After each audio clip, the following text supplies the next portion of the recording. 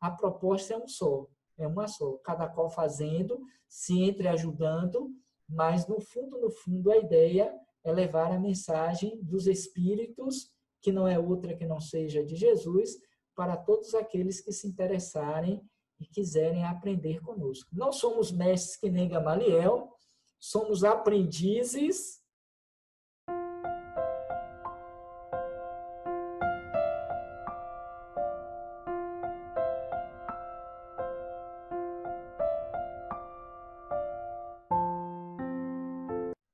Olá, amigos. Nossas saudações cordiais.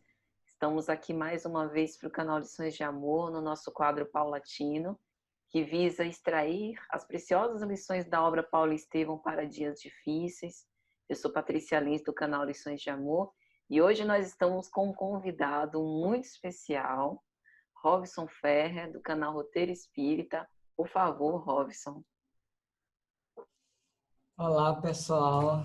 Boa noite a todos. Muita paz, alegria que eu estou aqui no canal participando Lições de Amor com a nossa companheira e amiga Patrícia Lins, que nos fez esse convite honroso e que, claro, eu aceitei de imediato para poder participar com vocês desse momento de reflexão em torno dessa temática tão interessante que é nós falarmos sobre o livro Paulo Estevão, daí o nome paulatino. Então, obrigado, Patrícia, pelo convite e que bom estar aqui hoje com você. Prazer é nosso. Agora fale do Roteiro Espírita. Ah, tá. Então tá. Faço questão.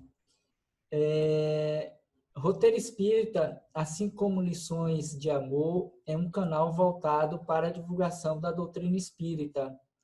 E o canal ele já é um ano no ar, e nós estamos passando palestras, fazendo seminários, divulgando o nosso trabalho, e convido a todos, desde já, a conhecerem, a se inscreverem, a participarem conosco, até porque nós temos também já a participação da nossa companheira Patrícia, que nos brindou com uma bela palestra meses atrás, e ela vai retornar. Então, fica aí o convite de conhecer o Roteiro Espírita, assim como as nossas redes sociais, que também levam igualmente esse nome, Roteiro Espírita, seja no Face, seja no Instagram ou ainda mesmo no Twitter. Excelente. Então, gente, Robson está aqui para que a gente possa extrair dele, beber dessa fonte, o aprendizado em torno de uma frase da obra Paulo Estevão, que é muito especial. As tarefas apagadas são grandes mestras do espírito de submissão. Então, Saulo de Tarso, ainda na época, foi visitar Gamaliel, o seu tutor, aquele que o orientou na carreira do Sinédrio, que o ensinou e o formou, né, ajudou na formação como doutor da lei. E Saulo, após encontrar Jesus às portas de Damasco, resolveu dar uma guinada na sua vida, uma mudança de profissão. Agora, os seus novos interesses na divulgação do Evangelho de Jesus eram inconciliáveis com o farisaísmo, mas ele sentia falta de dinheiro para as necessidades mais imediatas. Sentia esse ímpeto do seu coração de simplificar a sua vida, de recomeçar a luta. Tinha o auxílio paternal, mas sabia que possivelmente o seu pai não o entenderia, e Gamaliel o convida para que ele volte lá na mocidade, quando ainda na infância, o pai lhe ensinou o ofício de tecelão humilde. Quem sabe não seria aí, fora da sua zona de conforto, esse recomeço que ele tanto buscava.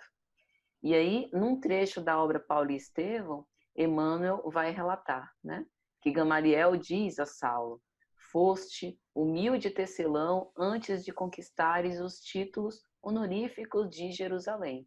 Agora que te candidatas a servir ao Messias na Jerusalém da humanidade, é bom que voltes a ser modesto tecelão. As tarefas apagadas são grandes mestras do espírito de submissão. Não te sintas humilhado, regressando ao tear que nos surge presentemente qual amigo generoso. Então, é um aprendizado para poucos, né, Robson? O que é que você acha? Perfeito, Paty. E queria te parabenizar pela escolha da citação.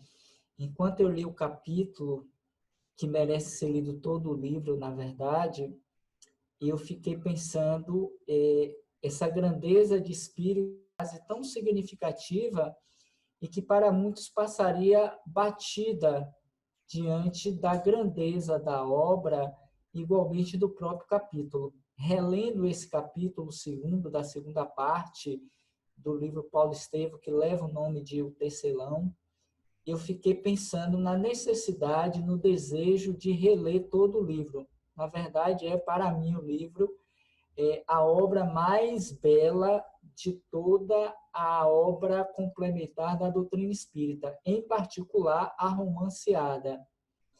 E, ao trazer essa citação, eu penso que você foi muito feliz para nos recordar a importância do trabalho, seja ele qual for. Porque Gamaliel, que é esse preceptor, que é esse mestre, instrutor de Saulo de Tarso, enquanto ele se preparava para ser o doutor da lei, ele pôde estabelecer essa conversação com ele naquele momento de angústia, de indecisão, de incertezas quanto ao seu futuro, e eu via nessa passagem, igualmente, Paty, muito semelhantemente a nós outros, nos nossos dias, que não sabemos muito bem qual o sentido da vida que queremos direcionar para a nossa existência e nos perdemos muitas vezes por vários caminhos, quando poderíamos parar e refletir, buscar um mentor como foi Gamaliel para o Saulo, a fim de sermos orientados. E foi justamente nesse diálogo memorável, que tão bem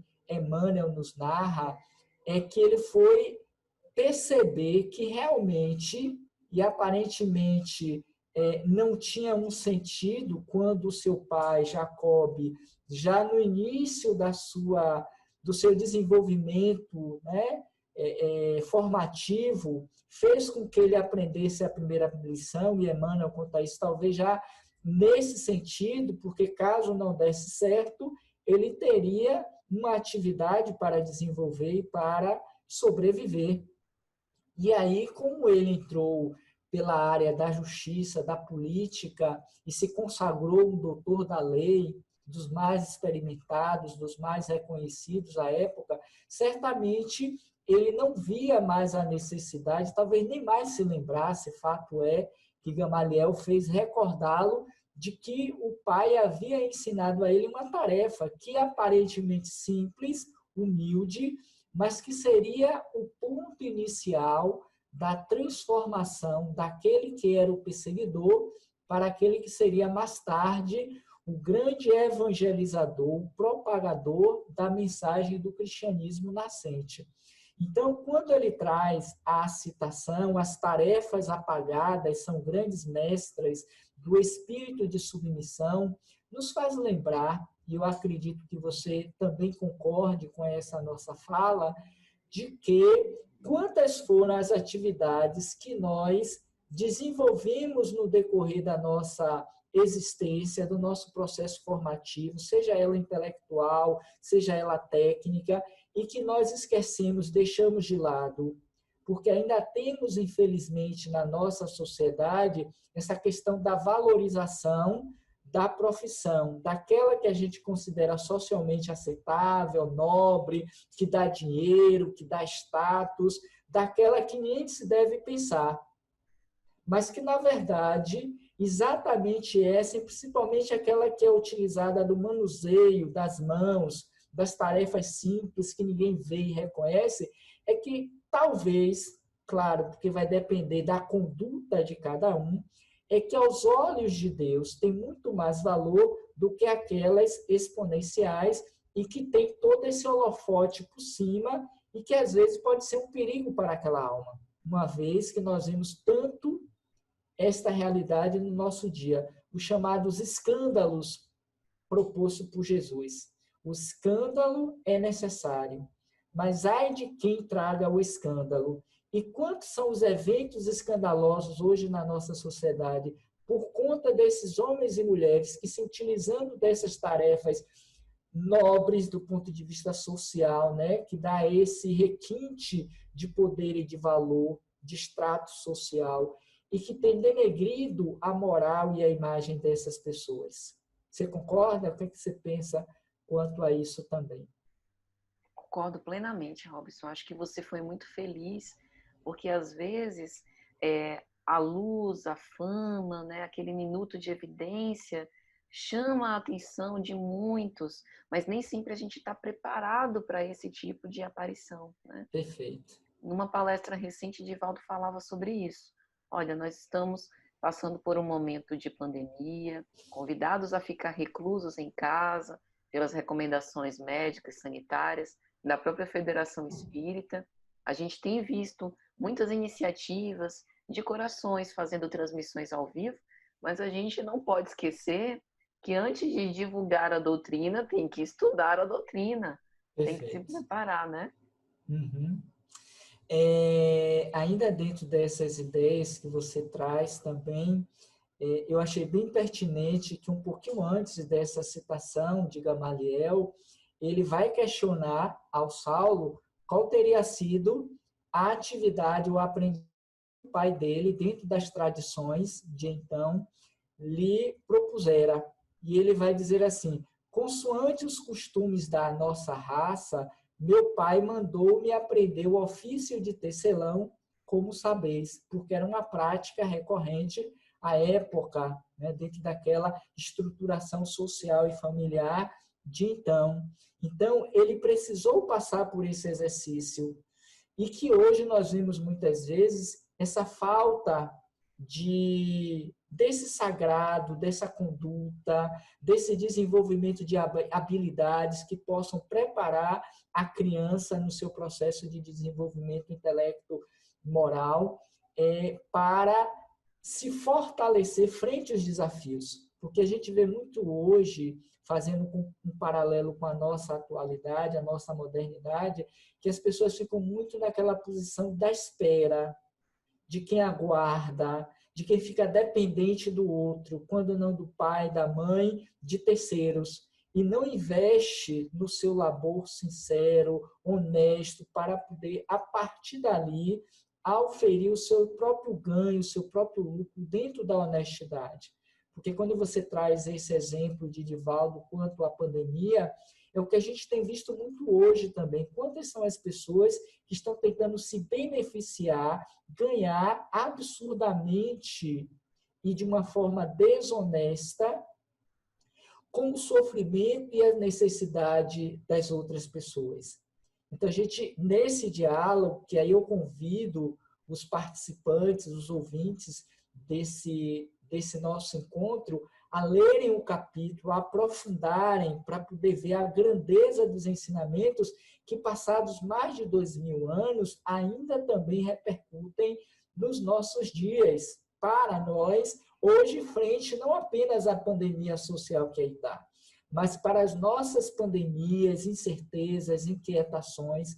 Então, ele traz um pouco mais, ele diz assim: está escrito, isso Gamaliel, está escrito que devemos comer o pão com o suor do rosto. Coisa que nesses dias nem sempre a gente valoriza também. Porque ou a gente prepara os nossos filhos dentro daquela ideia de que ele precisa ser bem-sucedido no mundo e apenas investe no intelectual, né, no cognitivo, esquecendo da valoração moral, da valorização do respeito à aprendizagem, à atividade, e quem é da área de educação sabe muito bem disso, por estar hoje dentro de uma sala com 30, 40 alunos, aprendizes, e a gente percebe essa realidade atual dentro do contexto educacional, e ele então arremata dizendo: o trabalho é o movimento sagrado da vida. Eu achei essa frase fantástica, que mereceria também um outro encontro só para falar dessa citação, né? O trabalho é o movimento sagrado da vida. e quantos estão efetivamente alienados, aprisionados, aguardando que Deus mande os proventos por uma forma milagrosa. Quando a gente vê que é pelo trabalho, enquanto uma lei natural da vida, é que a gente se desenvolve, é que a gente se matura, que a gente consegue desenvolver as nossas habilidades, as nossas competências, passamos a discernir melhor em relação à vida e valorizar as nossas conquistas. Porque dizem que quando a gente recebe algo muito facilmente, a gente também deixa passar muito facilmente, sem dar o devido valor à importância daqueles que o antecederam e que suaram dentro dessa ideia do pão, do suor do rosto, para valorar aquilo que conquistaram. É o que a gente vê muitas vezes com relação às heranças, em que os filhos, ou aqueles que tiveram, né, a oportunidade de serem brindados, de serem auferidos com essa herança, não souberam valorizar.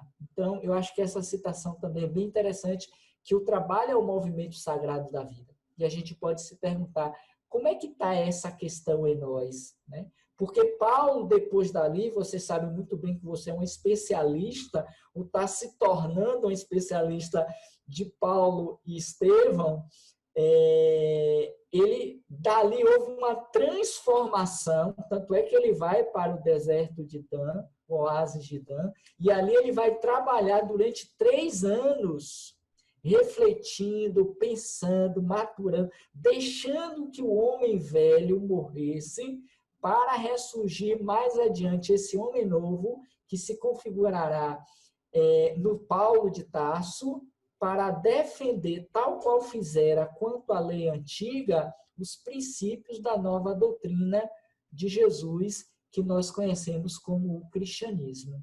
E ele precisou passar, para sobreviver, do trabalho, do suor do rosto, porque toda a história de Paulo conta exatamente isso, que ele, para viver, ele não ficou dependente dos recursos da casa do caminho. Ele não teve os seus proventos, os seus alimentos, que não fosse pelo seu próprio suor, mesmo levando a palavra de Deus, que muitas vezes nós assim o fazemos, porque nós dizemos esses palestrantes, esses oradores, ou esses, não posso nem usar aqui outro termo para não dizer que eu estou indo de encontro. Mas essas pessoas, homens de fé, né, ou homens que se dizem divulgadores da palavra de Deus, querem viver dentro da dependência dos seus profitentes, dos seus crentes, daqueles que acreditam naquela doutrina. Porque é mais fácil falar de Deus e se sobreviver a partir desses benefícios do que, paralelamente ao trabalho profissional humano, divulgar a palavra de Deus. Robson, você tocou num ponto que eu queria que você enfatizasse mais uma vez, que é exatamente isso da paciência enquanto a gente desenvolve o trabalho, porque não basta o ofício. O dia a dia do trabalho nos convida a desafios, a necessidades que a gente vai ter que reparar, problemas que vão aparecendo, que a gente vai ter que equacionar, né? Na própria obra a gente vê os pequenos embaraços, logo iniciais, que Saulo precisou desenvolver. E não desistir, né? Não esmorecer perante esses percalços. Perfeito, Paty. A sua lembrança é bem oportuna nessa passagem, ou em várias outras passagens que nós temos no livro, Paulo e Estevão, e nesse capítulo, porque logo depois que Gamaliel, ele consegue, a partir da ação bondosa do seu irmão, do irmão de Gamaliel, que ele fosse, então, exercer a atividade de tecelão lá no oásis de Dan. E aí ele vai. E no início ele sente essa dificuldade, porque ele foi recapitular, ele foi reaprender aquele ofício que até então, conforme dissemos, já estava totalmente esquecido. Talvez ele nem mais se lembrasse dessa realidade, se não fosse aquela forma incisiva e reflexiva de Gamaliel para ele, para dizer, olha, você tem com que sobreviver. Não tema o futuro. Agora, você vai entender também que você vai precisar se reconquistar e conquistar os outros. Porque nada vai ser fácil para você. Porque você vai precisar provar a si mesmo, em primeiro lugar, e depois para aqueles com os quais você enfrentará, de que você realmente mudou. Então, ele precisou ter paciência.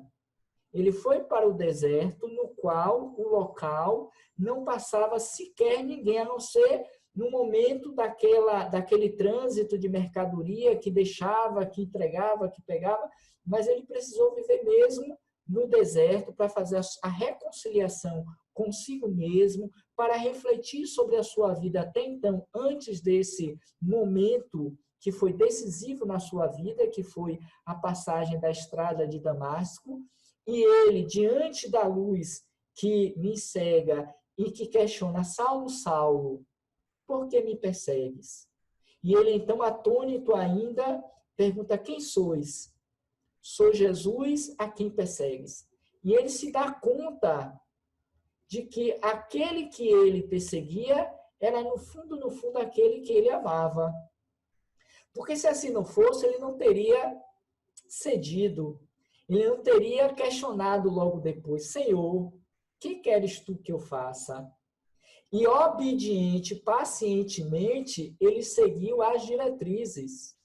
Que é outra coisa importante quando a gente reflete sobre essa questão das tarefas apagadas, que seriam aquelas mais desconhecidas, mais humildes, aquelas que não têm uma projeção.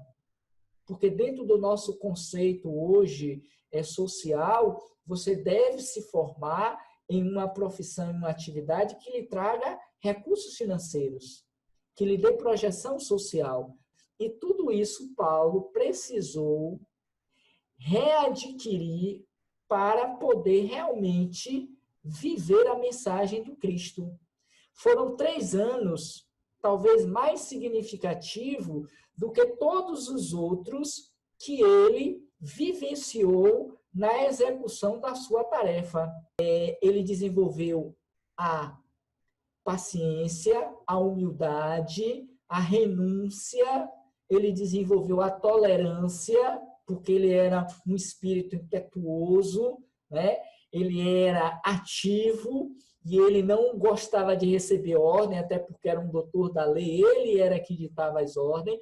Então, ele foi preparado para o exercício da humildade, a começar pela tarefa primeira. Isso me fez lembrar aqui agora, Paty, com relação a André Luiz, que quando chegou no mundo espiritual, qual era o seu desejo? De ser médico. Mas ele era médico para o mundo. Excelente. Ô, Robson, quero te agradecer muito pela sua presença aqui. Convidar para vir outras vezes. Está marcado já, só é dizer quando você pode. Para mim é uma alegria e uma satisfação estar com você, participar do seu canal, participar desse momento de reflexão. Eu tenho visto algumas das séries que você tem feito com outras pessoas. Foi uma ideia maravilhosa de resgatar essa proposta do livro Paulo Estevão, e eu tenho visto que você tem se empenhado não só nesse trabalho dia de domingo, às 8 horas, mas nas suas palestras, nas suas lives, nos seus comentários. Você tem pontuado muito a questão do livro, das passagens de Paulo, porque ele tem um significado importante para o contexto do cristianismo nascente, como ainda hoje para a nossa própria realidade doutrinária espírita, porque o alicerce da doutrina espírita não é outro que não seja o cristianismo, pelo menos a mensagem de Jesus. Daí porque Emmanuel ele se respalda em muitos momentos das suas mensagens com as falas e citações paulinas, porque nós ainda não conhecemos o vasto valor dessa mensagem para nós que nos dizemos espíritas. E o que eu deixaria, por fim, dentro dessa ideia dessas tarefas apagadas, são sempre mestras do espírito de submissão, é que na doutrina espírita, Patrícia, nós vemos isso muito claramente. Como nós somos resistentes a essas tarefas apagadas. Como nós queremos entrar na casa pelos holofotes, como palestrantes, como médios, como doutrinadores, como presidentes, diretores de casa, porque é aquela coisa assim, eu não gostei das diretrizes desta casa, não tem problema, eu saio e fundo a minha, porque na minha quem manda sou eu. E aí a gente se pergunta, qual é o espírito mesmo da humildade? Qual é o espírito mesmo da paciência, da tolerância, da resignação, da obediência, que nós vimos lá no livro Bem-aventurados os Misericordiosos? Então, as pessoas, de um modo geral, querem serem esses expoentes da doutrina espírita. Quando falamos de Divaldo, de Chico Xavier, que ontem, né, completou 18 anos de desencarnado, ele expressou a vida dele de uma forma apagada, de uma forma humilde. Ele conseguiu, durante o período em que ele esteve de mais de 90 anos, tal qual hoje Divaldo Franco, expressar todo esse valor social, internacional, pela credibilidade, pelo respeito, pelo trabalho simples, humilde e apagado das suas tarefas, mas que consolidou toda uma proposta de humanização, de caridade, de sociabilidade, que hoje nós não queremos fazer. A gente quer a coisa pronta e o decreto de que a partir de agora nós seremos os donos ou os presidentes da casa e da atividade. Porque se eu não for diretor da casa a qual eu já estou há 5, 6 anos, eu já acho que a casa é muito autoritária, é muito fechada, que não dá espaço, mas a gente não quer fazer o caminho silencioso dentro da casa, desse aprendizado que você falou no início, de estudar a doutrina, de querer conhecer a doutrina, de aprofundar e viver a mensagem. Porque eu acho que a grande mensagem de Paulo de Tarso é, sobretudo, que ele viveu a mensagem. Daí ele ter dito, para encerrar, que todas as coisas me são lícitas, mas nem todas me convêm. E ninguém chegaria a esta condição de uma fala dessa, de um reconhecimento, se não tivesse atravessado todo esse deserto que ele passou, não apenas dos 3 anos. Todo o caminhar que ele fez ao longo de mais de 60 anos de existência para fazer com que, enfim, a mensagem do Cristo fosse conhecida e aceita por todo o Ocidente. Então, eu te agradeço profundamente a lembrança, a minha pessoa, de estar aqui com você. Faço igualmente o convite para retornar ao nosso canal Roteiro Espírita, trazendo uma mensagem. E agradeço aos companheiros do Lições de Amor, e que conheçam o nosso canal Roteiro Espírita e que se juntem também a nós, porque, na verdade, a proposta é uma só, cada qual fazendo, se entreajudando, mas, no fundo, a ideia é levar a mensagem dos Espíritos, que não é outra que não seja de Jesus, para todos aqueles que se interessarem e quiserem aprender conosco. Não somos mestres que nem Gamaliel, somos aprendizes desejosos também de nos tornarmos esse homem novo que um dia haverá de caminhar livremente e em maior número entre nós na nossa sociedade. É o que os espíritos disseram, Kardec em particular, na Gênese, a nova geração. E eu espero que essa nova geração se constitua desses homens e mulheres paulinos. Ok? Obrigado. Obrigado também, A paz e tudo de bom para você. Um abraço.